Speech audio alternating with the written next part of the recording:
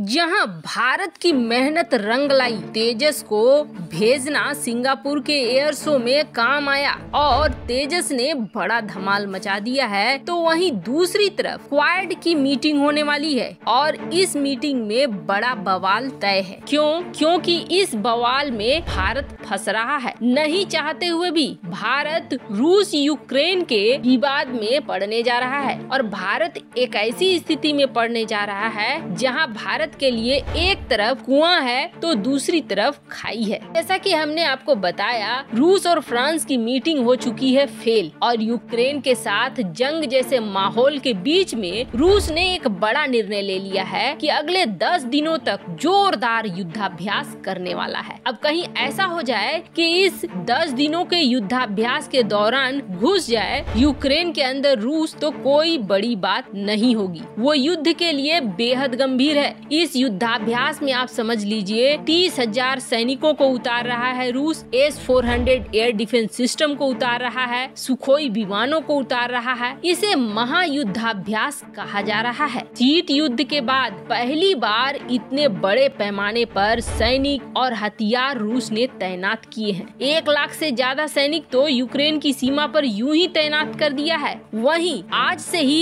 Active हो गया है ये युद्धाभ्यास और आज से ही शुरू हो चुका है। ये आप देख सकते हैं तस्वीरें, रूस ने हजारों सैनिकों को बेलारूस में भी तैनात कर दिया है। ये सैटेलाइट तस्वीरें हैं जिसमें तैयारी दिख रही है रूस की बेलारूस के अंदर। और अमेरिका पहले से ही कह रहा है कि अगर ऐसा कुछ हो गया तो ये एक बड़ा ब्लंडर होगा। वैसे आपको बता दें, रूस ने हाइपरसोनिक मिसाइलों की भी तैनाती कर दी है, जिसके बाद यही माना जा रहा है कि रूस पूरी तरीके से जंग के लिए तैयार है। इन सब के बीच डरे हुए यूक्रेन ने अमेरिका से ये कह दिया कि S-400 की तैनाती कर दी है रूस ने, तो आप हमें थर्ड मिसाइल डिफेंस सिस्टम दे दो। अब थर्ड मिसाइल डिफेंस सिस्टम की रेंज तो है 200 किलोमीटर, लेकिन जो इसकी निगरानी की क्षमता है वो 3000 किलोमीटर की है। अगर अमेरिका यूक्रेन को थर्ड डिफेंस सिस्टम देता है तो इसका मतलब ये हो गया कि यूक्रेन अपनी सीमा में तैनात करने के बाद 1000 किलोमीटर अंदर तक रूस के नजर रख सकता है। जैसे ही ये खबर रूस को मिली कि America third defence system Ukraine को देने वाला है, वैसे में रूस ने सीधे चेतावनी जारी कर दी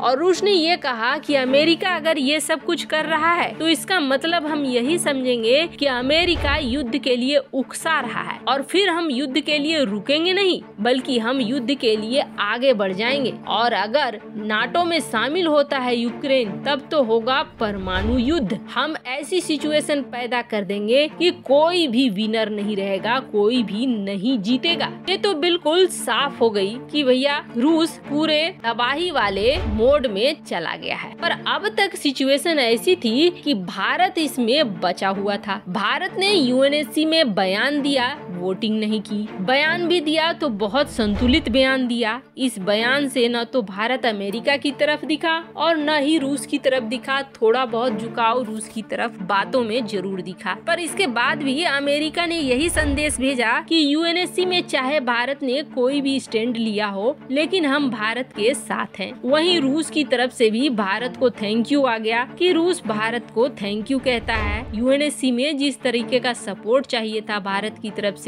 भारत ने वो सपोर्ट रूस को दिया। दोनों ही तरफ एक बैलेंस बनकर था। लेकिन अब अमेरिका जो चीज कर रहा है वो बैलेंस को बिगाड़ने वाला है और भारत को ऐसी परिस्थिति में ला देगा कि भारत किधर जाए ये तय करना पड़ेगा, क्योंकि होने वाली है और क्वाड की मीटिंग होने से पहले ही बवाल खड़ा हो गया है। चीन ये कह रहा है कि अमेरिका जो यहाँ आसपास के क्षेत्रीय देश हैं उसे बांटना चाह रहा है, चीन के खिलाफ खड़ा करना चाह रहा है। क्वाड अपने आप में महत्व भी रख रहा है, क्योंकि इन दिनों क्वाड काफी आगे बढ़ रहा है। रूस का बयान अभी तक इस मामले में नहीं आया है। क्वाड मीटिंग को लेकर इस बार रूस ने चुप्पी साध ली है। पहले भले रूसी विदेश मंत्री सर्गेई लावरोव कई बार बयान दे चुके हैं, लेकिन अभी तक रूस का बयान नहीं आया है। पर अब हो सकता है कि रूस का भी बयान क्वाड पर आए। ऐसा इसलिए क्योंकि अमेरिका ने ये कहा है कि क्वाड मीटिंग पे हम सारी तरह की बातचीत करेंगे, द्विपक्षीय बातचीत करेंगे, दक्षिण चीन सागर की बात करेंगे, चीन के के आक्रामक रवैये की बात करेंगे और हम यूक्रेन की भी बात करेंगे। अब ये सिचुएशन भारत के लिए थोड़ी टफ हो गई है कि भारत इस मीटिंग में क्या कहता है। क्या भारत झुकता है रूस की तरफ या भारत झुकता है अमेरिका की तरफ? अगर अमेरिका चीन के खिलाफ भारत को मदद दे रहा है, अमेरिका भी दबाव बनाने की कोशिश करेगा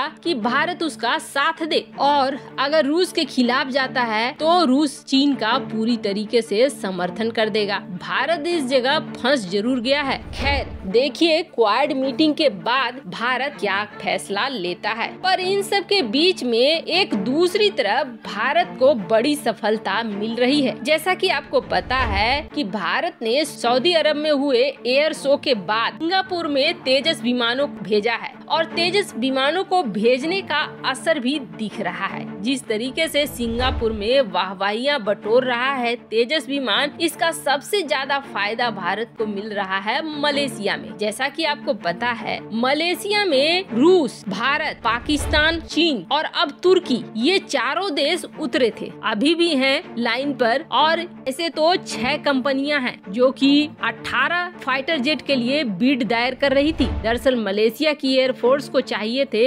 18 लाइट कॉम्बैट एयरक्राफ्ट, और जो बीडर थे यानी जिन्होंने इस पे अप्लाई किया था उसमें कोरिया की FA-50, तुर्की का हरजेट, चीन का L-15, इटली का लियोनार्डो, भारत का तेजस, रूस का MiG-35 और पाकिस्तान का JF-17 था। लेकिन हुआ ये कि बाकी सारे के कैंसिल होते चले गए। एक मौका आया जब इस्लामिक देश बोल के JF-17 को खरीदने के लिए मलेशिया थोड़ा तैयार होने लगा, पर इसी बीच मलेशिया की एयर स्पेस पर घुस गई चीनी वायुसेना, जिसके बाद मलेशिया ने JF-17 को किनारे लगा दिया और इसके घटिया कलपुर्जों को देखते हुए ये कह दिया कि JF-17 हमारे लिए सही नहीं है, हम इसे नहीं ले सकते हैं। तब ये माना जाने लगा कि भारत के तेजस के साथ डील अब पक्की होने वाली है, क्योंकि भारत ने ये ऑफर किया कि आप हमें पैसे नहीं दो, जो हम पाम ऑयल का व्यापार करते हैं उस पे ही ये चीजें हैंडल हो जाएंगी। पर फिर अचानक से घुस आया तुर्की अपने हरजेट विमानों के साथ सामने आ गया और तुर्की हरजेट विमानों की बड़ाइयां